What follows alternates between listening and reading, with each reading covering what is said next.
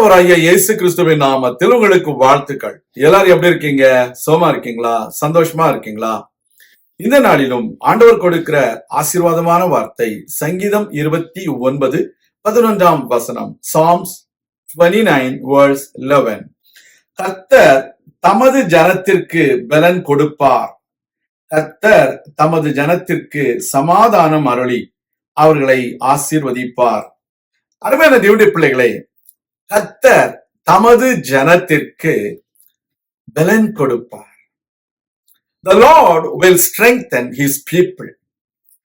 God has chosen you and me as his people.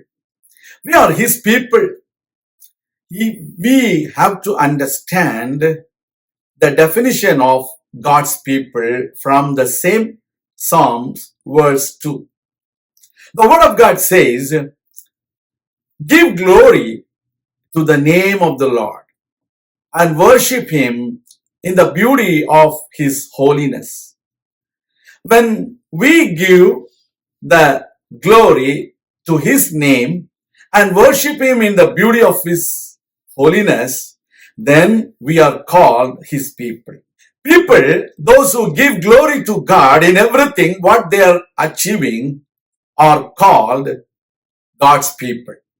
So today, if you give glory to God in every achievements of your life, and if you worship God in the beauty of his holiness, then you are God's people. நம்முடைய வாழ்க்கையில நீங்களும் நானும் கர்த்தருடைய ஜனங்களாக இருக்க வேண்டும்.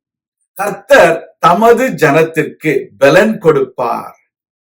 நம்முடைய வாழ்க்கையில பலனற்று போகிற வேளையில நம்மை பலப்படுத்துகிற தேவன். When we are weak, the Lord God strengthens us through his word. He gives strength by the power of the Holy Spirit. The word of God has life and spirit. When you read the word of God, you are being strengthened. அதே போல நம்முடைய வாழ்க்கையில தேவன் தமது ஜனத்திற்கு சமாதானம் அருளுகிற தேவன். God gives us peace. The world may tear you into pieces.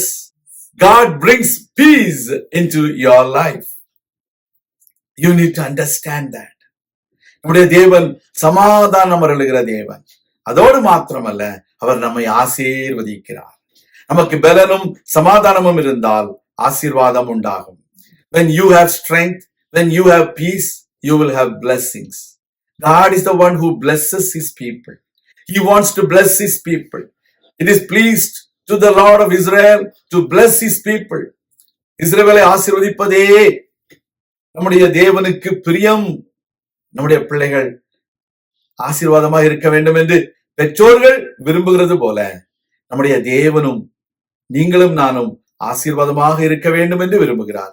இந்த தேவனை நாம் மகிமைப்படுத்துவோம், அவரை தொழுது கொள்ளுவோம், அவருடைய ஆசீர்வாதத்தை பெற்றுக்கொள்ள முடியும். நாம் ஜெபிக்கலாம். எங்கள் அன்பின் பரலோக பிதாவே, கர்த்தருடைய நாமத்திற்குரிய மகிமையை நாங்கள் உமக்கு செலுத்தி பரிசுத்த அலங்காரத்துடனே உம்மை தொழுது கொள்ளும் பொழுது நாங்கள் உம்முடைய பிள்ளைகள் என்ற பெயரை பெற்றிருக்கிறோம்.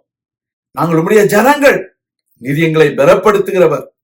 நாங்கள் உம்முடைய ஜனங்கள், எங்களுக்கு சமாதானம் அருளி எங்களை ஆசீர்வதிக்கிறவர் என்று அறிந்து உமக்கு நன்றி செலுத்துகிறோம்.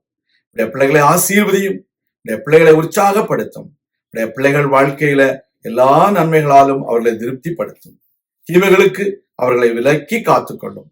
இயேசு கிறிஸ்துவின் நாமத்தில் ஜெபிக்கிறோம் எங்கள் நல்ல பிதாவே, ஆமேன். கர்த்தர் தாமே உங்களை ஆசீர்வதிப்பாராக. ஆமேன்.